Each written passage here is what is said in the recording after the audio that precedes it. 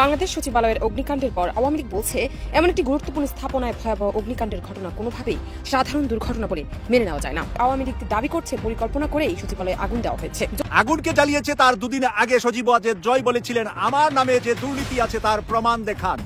2 দিন পরে রাত গভীরে 1:30 কে দিল সচিবালয়ে সেই রুমে আগুন? কেন পুড়িয়ে দেওয়া হলো সজীব ওয়াজেদ জয়ের নথিপত্র? আগুন লাগা 7 নম্বর ভবনের 8ম তলা থেকে পুড়ে যাওয়া মৃত একটি কুকুর পাওয়া গেছে। কুকুরটিকে ঘিরে নানা ধরনের প্রশ্ন উঠেছে।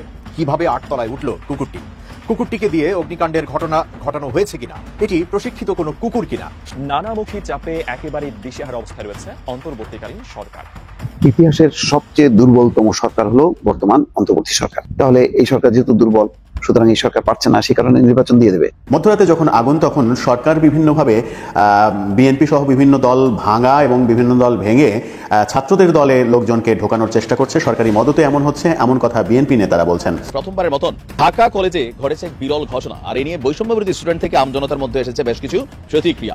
স্বরাষ্ট্র উপদেষ্টা অবসরপ্রাপ্ত লেফটেন্যান্ট জেনারেল মোহাম্মদ জাহাঙ্গীর আলম চৌধুরীর পদত্যাগ দাবি করেছেন বৈষম্য বিরোধী ছাত্র আন্দোলনের অন্যতম উপদেষ্টা মোহাম্মদ তরিক। আসসালামু আলাইকুম দর্শক, বর্তমানে বাংলাদেশের পরিস্থিতি এবং রাজনৈতিক শৃঙ্খলাকে তাই আলোকে আপনাদের সামনে বেশ কিছু গুরুত্বপূর্ণ ভিডিও নিয়ে হাজির হয়েছি। সেই ভিডিওগুলো দেখলে আপনারা রীতিমতো অবাক হয়ে যাবেন। তাই আমি আর দেরি না করে চলে যাবো মূল ভিডিওতে যাওয়ার আগে যারা আমার চ্যানেলটি সাবস্ক্রাইব করেছে তাদেরকে অসংখ্য ধন্যবাদ।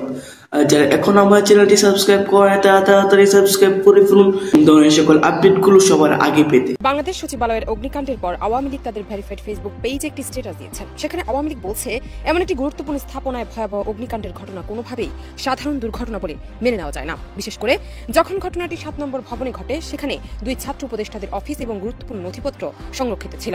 6 ঘন্টা ধরে 8টি মন্ত্রণালয়ের অংশ পুড়ে ছাই হয়ে গেলেও দায়িত্বপ্রাপ্ত উপদেষ্টারা সেখানে আসেনি বলে অভিযোগ করেছে আওয়ামী লীগ। পরে আরেক ফেসবুক পোস্টে আওয়ামী লীগ দাবি করছে পরিকল্পনা করেই সচিবালয়ে আগুন দেওয়া হয়েছে। যদিও ঘটনাস্থল পরিদর্শন করেন যুব ক্রীড়া, ডাক, টেলিযোগাযোগ, গণপূর্ত, সমাজ কল্যাণ, স্বরাষ্ট্র সহ বেশ কয়েকটি মন্ত্রণালয়ের উপদেষ্টারা। পরিদর্শনকালে সচিবালয়ে দায়িত্বরত কর্মকর্তাদের সঙ্গে কথা বলেন তারা। ঘটনাস্থল পরিদর্শন করেছে নৌবাহিনী, সেনাবাহিনীও। 25 ডিসেম্বর রাত 1:52 সচিবালয়ে আগুন লাগার খবর পায় ফায়ার সার্ভিস। তাৎক্ষণিকভাবে আগুন লাগার কারণ বা ক্ষতির পরিমাণ জানা সম্ভব হয়নি। তবে 7 নম্বর ভবনে থাকা নথিপত্র পুড়ে ক্ষতিগ্রস্ত হয়ে থাকতে পারে বলে গভীরভাবে ধারণা করা হচ্ছে।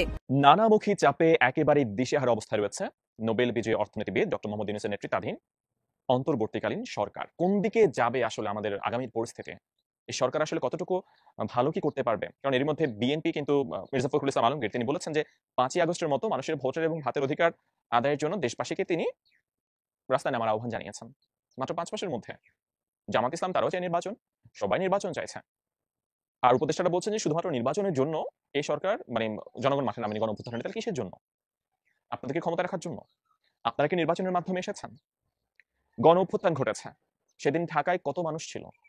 বাংলাদেশে 18 কোটি মানুষ, 50 লাখ মানুষ কি এসেছিল ঢাকায় সেদিন 5ই আগস্ট? অর্ধেকও কি এসেছিল? 50 লাখের অর্ধেকও এসেছিল কি? আপনারা কি কোনো গণভোট নিয়েছেন? আপনাদেরকে চায় কি চায় না মানুষ?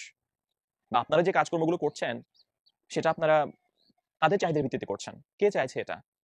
আপনারা যে সংস্কার কমিশনগুলো করলেন, ওবায়দুল কাদের যে দেশে থেকেও গ্রেফতার হলো না, এগুলো কি সাধারণ মানুষের সমর্থন নিয়ে করছেন?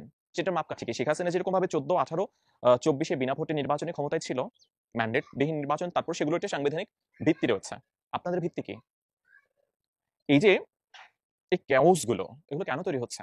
কোথাও সচিবালয়ে আগুন লাগছে, জাহাজে খুনের ঘটনা ঘটছে, ডাকাতি ঘটছে, আইন শৃঙ্খলা পরিস্থিতির কোনো ঠিক নেই। মানে আপনারা তাহলে কি করছেন? আপনারা করছেনটা কি?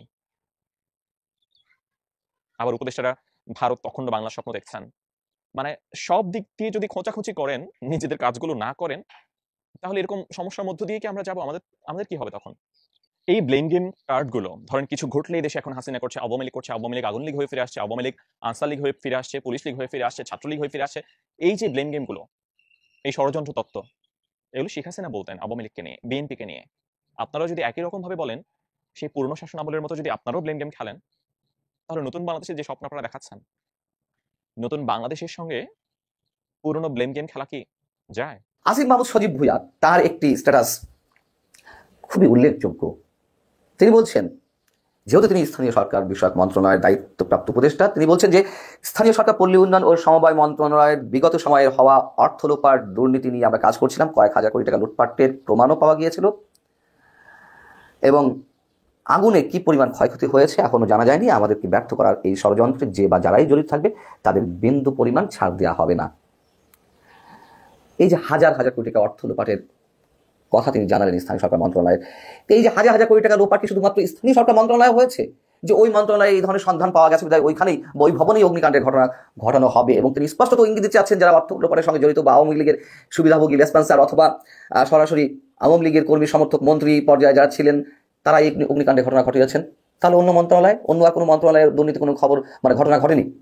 অদ্ভুত এক ধরনের অভিযোগ আমরা শুনছি উপদেষ্টাদের কাছ থেকে, দায়িত্বশীল যারা পদে বিভিন্নভাবে রয়েছেন। এবং ওই মন্ত্রণালয়, ওই ভবনে, যে ভবনে অগ্নিকাণ্ডের ঘটনা ঘটেছে সেখানে তো আরও অনেক মন্ত্রণালয় দপ্তর রয়েছে। অর্থ মন্ত্রণালয়, সড়ক ও সেতু মন্ত্রণালয়, শ্রম ও কর্মসংস্থান মন্ত্রণালয়, ডাক ও টেলিযোগাযোগ মন্ত্রণালয়, আর্থিক সংশ্লিষ্ট অনেক দপ্তর সেখানে রয়েছে। সেখানে আসিফ মাহমুদ সজীব ভূঁইয়া বলে ফেললেন এত সহজে যে ওই মন্ত্রণালয়ে হাজার হাজার কোটি টাকা লোপাটের অভিযোগ পাওয়া গেছে, এখন এই জন্যই সেখানে আগুন দেওয়া হতে পারে। প্রথমে বলেছি এককভাবে যত ধরনের অভিযোগ সব ঢালাওভাবে তাদের উপরে চাপিয়ে দেওয়ার চেষ্টা করা হলে বিশেষ কাউকে হয়তো আক্রমণ করা সম্ভব হবে, কিন্তু আমাদের রাষ্ট্র সমাজের জন্য কখনোই কোনো মঙ্গল বয়ে নিয়ে আসবে না। আমরা এর আগে দেখলাম যে সমন্বয়কদের অনেকে যে দুর্ঘটনা কবলে পড়েছেন সেগুলো নিয়ে অভিযোগ করা হয়েছে, তাদেরকে হত্যার চেষ্টা করা হচ্ছিল। অভিযোগ তো পেলাম, তার তদন্ত কি? এবং এগুলো অনেকের কাছে হাস্যকর পর্যায়ে পৌঁছাচ্ছে। আমি অবশ্যই কোনোভাবে আওয়ামী লীগকে ডিফেন্ড করছি না, আমি শুধু বলছি যে আমরা আওয়ামী লীগ সহ বিভিন্ন পক্ষকে সন্দেহের পর্যায়ে রাখতে চাই। যেমন যদি বলি, সরকারের বিভিন্ন উপদেষ্টা তো আবার বলছেন যে রাজনৈতিক দলগুলো সরকারকে ব্যর্থ প্রমাণের চেষ্টা করছে। তাহলে তারা তো নিজেরাই বলছে যে নানান ধরনের যে অস্থিরতা, একের পর এক ষড়যন্ত্র এবং সরকারের যে রাজনৈতিক দলগুলোর যে নির্বাচনের দাবি সেইগুলোর মধ্য দিয়ে সরকারকে ব্যর্থ প্রমাণের চেষ্টা করছে। তাহলে শুধু এখানে আওয়ামী লীগকে দোষারোপ করা হচ্ছে না, সরকারের পক্ষ থেকে বিভিন্ন রাজনৈতিক দলকে অভিযুক্ত করা হচ্ছে। আবার রাজনৈতিক দলগুলোর পক্ষ থেকে অভিযোগ করা হচ্ছে যে সরকার দীর্ঘ সময় ক্ষমতায় থাকতে, লম্বা সময় ক্ষমতায় থাকতে নানান ধরনের অজুহাত খুঁজছে এবং নানান ধরনের নাটক করা হচ্ছে নির্বাচন নিয়ে। এ কথাও তো সত্য। তাহলে আমরা কাকে সন্দেহের বাইরে রাখবো? এইভাবে একের পর এক ষড়যন্ত্রের ঘটনা যেগুলো ঘটছে, যদি এটি ষড়যন্ত্র হয়ে থাকে সচিবালয় অগ্নিকাণ্ডের ঘটনাটিও, তাহলে সেই জায়গা থেকে আমরা স্পষ্ট করে বলতে চাই কাউকে সন্দেহের বাইরে রাখতে চাই না। গত কয়েকদিন আগে কিশোরগঞ্জে একটি ব্যাংক ডাকাতির ঘটনা ঘটলো, কয়েকজনকে আটক করা হলো। প্রথমে বলা হচ্ছিল যে যারা আটক হয়েছেন তারা ছাত্রলীগের সঙ্গে জড়িত, ছাত্রলীগের রাজনীতির সঙ্গে জড়িত ছিলেন। কি অদ্ভুত! হতেই পারে, অস্বাভাবিক কিছু নয়, কিন্তু এই সময়ে ছাত্রলীগের ছেলেপেলে এসে দিনে দুপুরে খেলনা পিস্তল নিয়ে, খেলনা দেশীয় অস্ত্র নিয়ে ব্যাংক ডাকাতি করতে যাবে, এগুলো খুব স্বাভাবিকভাবে বিশ্বাসের জায়গা আমরা নিতে পারি। আমি আবারও বলি, আওয়ামী লীগকে ডিফেন্ড করছি না, আমি শুধু বলছি সবার আগে আমাদের রাষ্ট্র, দেশ, বিভিন্ন পক্ষ এর মধ্য দিয়ে খেলছে যার যার স্বার্থ উদ্ধারের জন্য। অতএব সবাইকেই আমরা সন্দেহের জায়গা রাখতে চাই। সবকিছুতে আমরা কোনো সিদ্ধান্ত আগে থেকে নিয়ে রাখলেই কোনো সমস্যার সমাধান সম্ভব নয়। এখন দেখা যাক তদন্ত কমিটি কি বলে। আদৌ তদন্ত কমিটি কোনো প্রতিবেদন দেয় কিনা সেটিও দেখার বিষয়। এর মধ্যে আরও অনেক ধরনের তদন্ত কমিটি হয়েছে, অনেক বিষয়, সেগুলো প্রতিবেদন আমরা এখনো পর্যন্ত পাইনি। অতএব সরকারের উদ্দেশ্য বলতে চাই, আপনারা অবশ্যই নানান ধরনের ষড়যন্ত্রের মুখোমুখি হচ্ছেন, কিন্তু পারছেন না তো রাইট ট্র্যাকে দেশটাকে আনতে। অনেক সময় হয়ে গেছে, প্রায় 5 মাস। যা করছেন আপনাদের বিরুদ্ধেও এখন মানুষের সন্দেহ বাড়ছে, এটি বাস্তবতা। অনেক প্রশ্ন সৃষ্টি হচ্ছে। পারছেন না, ছেড়ে দিন, দ্রুত নির্বাচন দিন। একটা নির্বাচিত সরকার না আসা পর্যন্ত সবকিছু বা সব ষড়যন্ত্র মোকাবেলা করা সম্ভব না। আমি বলছি না একটা নির্বাচিত সরকার এলেই দেশ বেহেশতের মধ্যে চলে যাবে, তা নয়। কিন্তু যেহেতু পারছেন না, অভিজ্ঞতা নেই, যাদেরকে নিয়ে কাজ করছেন তাদের দায় দায়িত্ব নিয়ে অনেক ধরনের গুরুতর প্রশ্ন উঠছে। অতএব আল্লাহর ওয়াস্তে নির্বাচনটি দিয়ে দিন, নচেত গভীর সংকটের দিকে দেশ অবধারিতভাবে ধাবিত হচ্ছে। আজকে কথা বলছি বাংলাদেশের সচিবালয়ে আগুনকে জ্বালিয়েছে তা নিয়ে। আগুনকে জ্বালিয়েছে তার দুদিন আগে সজীব ওয়াজেদ জয় বলেছিলেন আমার নামে যে দুর্নীতি আছে তার প্রমাণ দেখান। 2 দিন পরে খ্রিস্টান ধর্মের সবচাইতে বড় দিন 25শে ডিসেম্বর রাত গভীরে 1:30 কে দিল সচিবালয়ে সেই রুমে আগুন, যেই রুমের ভিতরে ছিল সজীব ওয়াজেদ জয়ের দুর্নীতির নথিপত্র? কেন পুড়িয়ে দেওয়া হলো সজীব ওয়াজেদ জয়ের নথিপত্র? সেই মন্ত্রণালয়ে রয়েছে নাহিদের অফিস, সেই মন্ত্রণালয়ে রয়েছে আইন উপদেষ্টা ডক্টর আসিফ নজরুলের অফিস। প্রিয় দর্শক, আমরা আজকে আসিফ নজরুলের কাছে জানতে চাই, যাদেরকে ক্ষমা করেছিলেন আর যার নানার ফটো আপনার মাথার উপরে ছিল, আজকে যে সচিবালয়ে আগুন জ্বালিয়েছে তারা সেই জন্য আপনি দায়ী নিবেন কিনা? আপনি যদি দায়ী না নেন তাহলে কে দায়ী ব্যক্তি তা বের করারও দায়িত্ব কিন্তু আসিফ নজরুলের উপরে এসে যাবে। কারণ আসিফ নজরুলের ছত্রছায়া গড়ে উঠেছে সচিবালয়ে আওয়ামী দুঃশাসনের সাথে যারা জড়িত ছিল তাদের এক ধরনের স্বৈরাচারিতা। সচিবালয় জুড়ে এখন প্রভাব খাটাচ্ছে আওয়ামী লীগের দুঃশাসনে মানুষ হত্যাকারীরা, আর সেই মানুষ হত্যাকারীদেরকে কঠোর হাতে দমনের দায়িত্ব আইন মন্ত্রণালয়ের। আইন মন্ত্রণালয় যদি কঠোর হাতে দমন করে তাহলে সচিবালয়ে ওই ধরনের সচিব, ওই ধরনের আমলারা প্রভাবিত করতে পারবে না আমাদের সচিবালয়।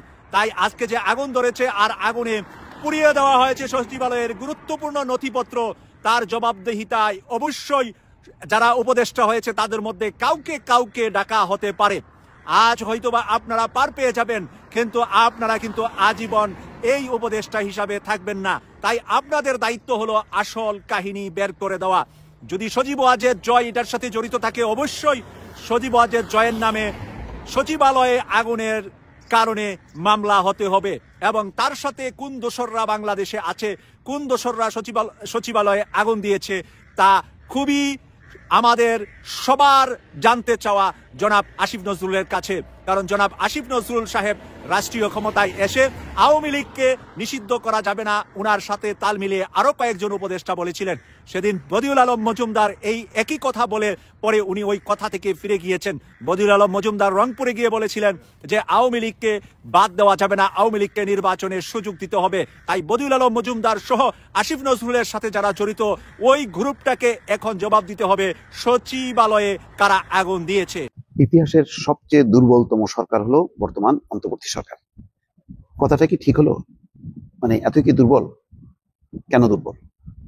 মানে সবারই তো সমর্থন নিয়ে তার থাকার কথা, তাহলে দুর্বল কেন সরকার? এর ব্যাখ্যাটা কি? এর ব্যাখ্যা নিশ্চয়ই যারা বলছেন তাদের কাছে আছে। এই শিরোনামের যে খবরটি ইএনবি পরিবেশন করেছে তাতে বলা হচ্ছে, বর্তমান অন্তর্বর্তী সরকারকে ইতিহাসের সবচেয়ে দুর্বলতম সরকার আখ্যা দিয়ে 2025 সালের মধ্যেই জাতীয় নির্বাচন আয়োজনের আহ্বান জানিয়েছেন বিএনপির ভাইস চেয়ারম্যান আসাদুজ্জামান রিপন। তাহলে এই সরকার যেহেতু দুর্বল, সুতরাং এই সরকার পারছে না, সেই কারণে নির্বাচন দিয়ে দেবে, বিষয়টা এমনটা হয়ে গেল না? মানে এটা তো জাস্টিস পেলো বর্তমান সরকার? বুঝতে পারছি না ঠিক কেন এরকম হার্ড লাইনে কথা বললেন আসাদুজ্জামান রিপন। বুধবার জাতীয় প্রেস ক্লাবের জহুর হোসেন চৌধুরী হলে জিয়া শিশু কিশোর মেলা কেন্দ্রীয় কমিটি আয়োজিত এক আলোচনা সভায় আসাদুজ্জামান রিপন এই কথা বলেন। রিপন বলছেন, একটি দুর্বল সরকার রাষ্ট্র ক্ষমতায় থাকলে দেশের স্বাধীনতা সার্বভৌমত্ব বিপন্ন হতে পারে, আইন শৃঙ্খলা পরিস্থিতির অবনতি হতে পারে, অর্থনৈতিক বিশৃঙ্খলা দেখা দিতে পারে। এগুলো ঠিক করার জন্য একটি নির্বাচিত সরকার প্রয়োজন। 2025 সালের মধ্যে নির্বাচন দেওয়ার ব্যবস্থা করতে হবে। বাংলাদেশের সব সংকটের কারণ হলো নির্বাচন। হ্যাঁ, এটা ঠিক আছে, কিন্তু দুর্বল সরকার, এখন তো সরকারের একটা টার্গেট আছে তারা বলছে যে রাষ্ট্র যাতে আর ফ্যাসিবাদী ব্যবস্থায় না যেতে পারে সেই জন্য সংস্কারের জন্য কিছু সময় লাগছে। এটা হলো রাজনৈতিক দলগুলোর স্বার্থে, রাজনীতির স্বার্থে, দেশের স্বার্থে, মানুষের স্বার্থে।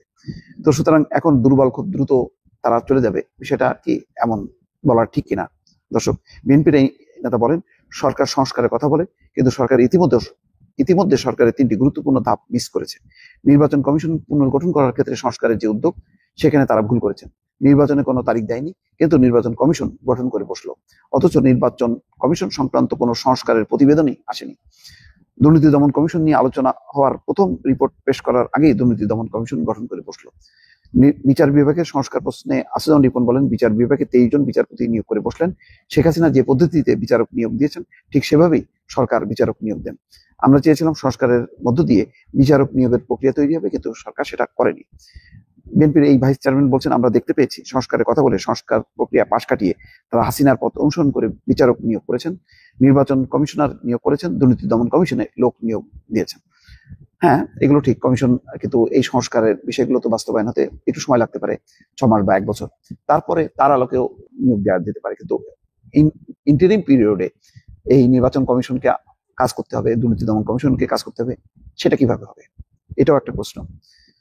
এই সরকার কতটুকু সংস্কার করতে চায় সেটি আমরা জানি না, কিন্তু সংস্কারের নামে বছরের পর বছর তারা যদি ক্ষমতায় আঁকড়ে থাকতে চায় এটি বাংলাদেশের মানুষ গ্রহণ করবে না। যাই হোক, একটা রাজনৈতিক অর্থাৎ বিএনপি যে বক্তব্যটা, সেই বক্তব্যটাই তিনি বলছেন যে তাড়াতাড়ি নির্বাচন হতে হবে। এটা অনেকেই মনে করেন যে সংস্কারের জন্য লম্বা সময় নেওয়া উচিত না, এটা একটা থিম, কিন্তু এটা হলো পৃথিবীর ইতিহাসে সবচেয়ে দুর্বলতম সরকার। আমার মনে হয় এটা যদি বলা হয় তাহলে গণ অভ্যুত্থানের মধ্য দিয়ে যে একটা সরকার গঠিত হলো, সেই সরকারের প্রতি এক ধরনের তুচ্ছ তাচ্ছিল্য এবং অবজ্ঞা প্রকাশ করে। দর্শক, আমি আশা করছি আপনারা সকলেই আলোচনাগুলো শুনেছেন এবং এই আলোচনাগুলো নিয়ে যদি আপনাদের কোনো মন্তব্য থেকে থাকে অবশ্যই কমেন্ট বক্সে জানাবেন।